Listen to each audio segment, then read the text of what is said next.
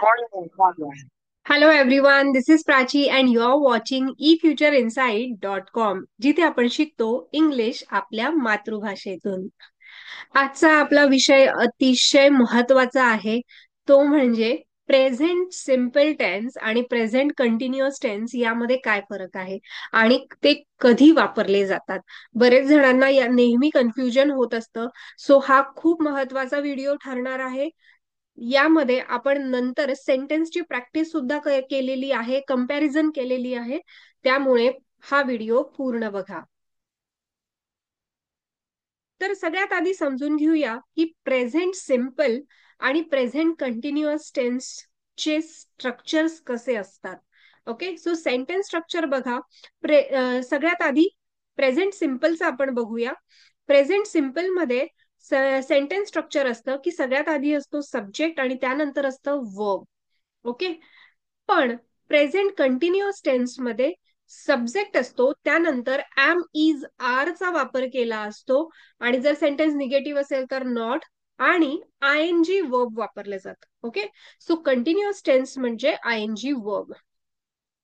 ठीक आहे. त्यानंतर प्रेझेंट सिम्पल टेन्स हा कधी वापरला जातो?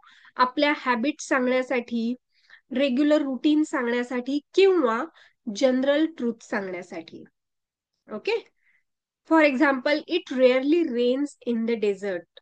तर हे काय आहे? हे सत्य आहे की डेझर्टमध्ये कधीतरीच पाऊस पडतो किंवा नाहीच पडत. ओके, सो हे जनरल एक ट्रूथ आहे, ते सांगण्यासाठी आपण हा टेन्स वापरला आहे. किंवा ज्या आपल्या जनरल हॅबिट्स असतात, indicate present habits, the birds return to the island every morning. ठीक आहे, सो हे त्याचं रुटीन आहे. आय एक्सरसाइज एव्हरी डे, हे माझं रुटीन आहे. हे सांगण्यासाठी मी सिम्पल प्रेझेंट टेन्सचा वापर करणार आहे. ओके, सो दुसऱ्या साईडला तुम्ही बघा की प्रेझेंट कंटिन्युअस टेन्स हा वापरला जातो डिस्क्राईब ऍक्शन हॅपनिंग नाव. एखादी गोष्ट जी आत्ता घडते, चालू आहे, ते सांगण्यासाठी आपण प्रेझेंट कंटिन्युअस टेन्स वापरत असतो.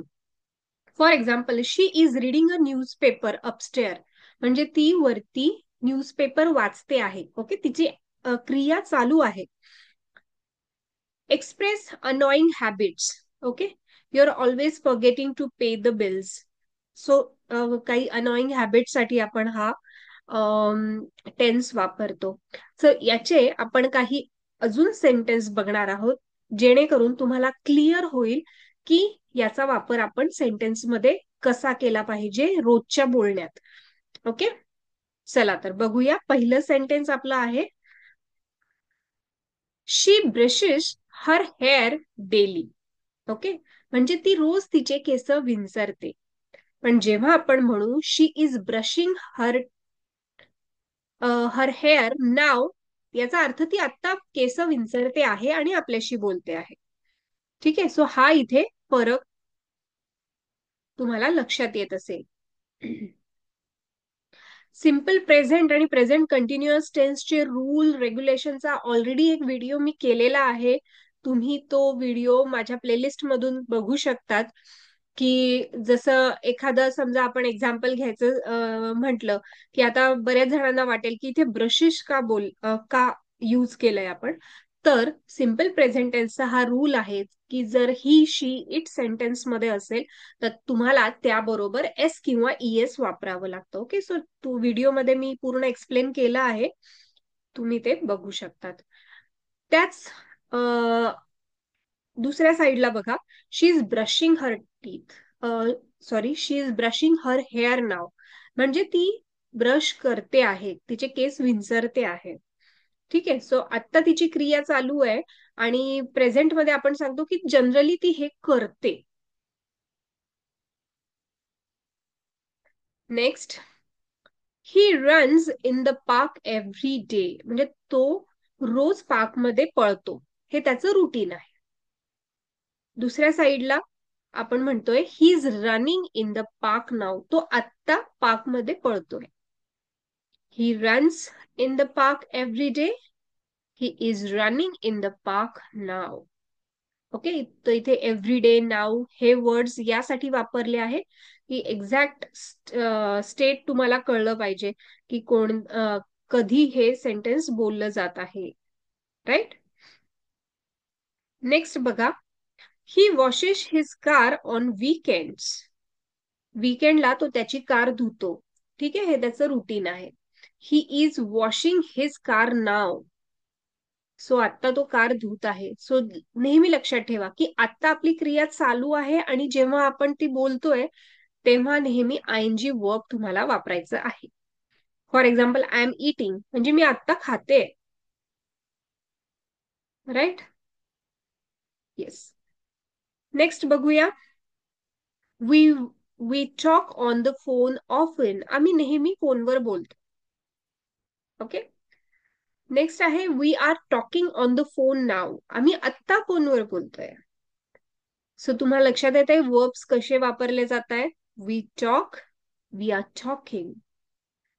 We talk on the phone often, we are talking on the phone now. We talk on the phone often, we are talking on the phone now. तुम्हाला हे सेंटेन्स बोलायचे आहेत आणि प्रॅक्टिस करायची आहे. Right. प्रत्येक सेंटेन्स मी 2 वेळा सांगते, सो तुम्ही सुद्धा ते बोला आणि प्रॅक्टिस करा. नेक्स्ट आहे ही इट्स अन ऍपल समटाइम. तो कधी कधी ऍपल खातो. हे जनरल स्टेटमेंट आपण देतोय. नेक्स्ट बघा, he is eating an apple now. तो आत्ता ऍपल खातोय.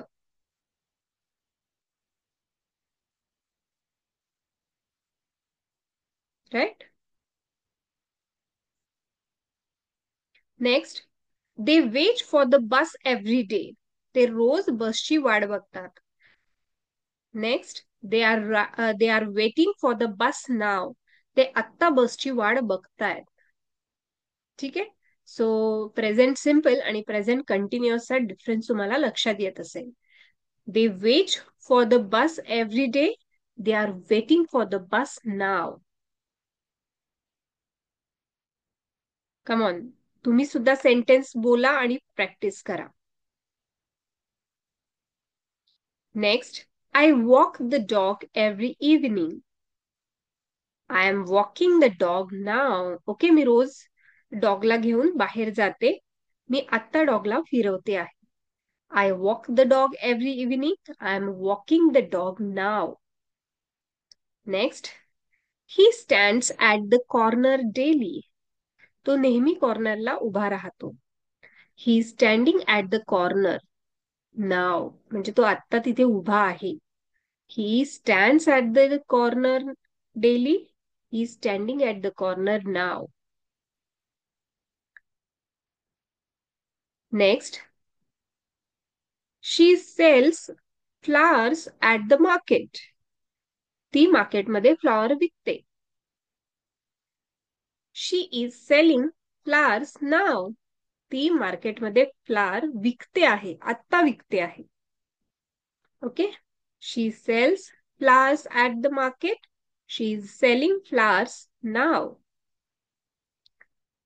Next, we clean the house every week. आम्ही प्रत्येक आठवड्याला घर स्वच्छ करतो.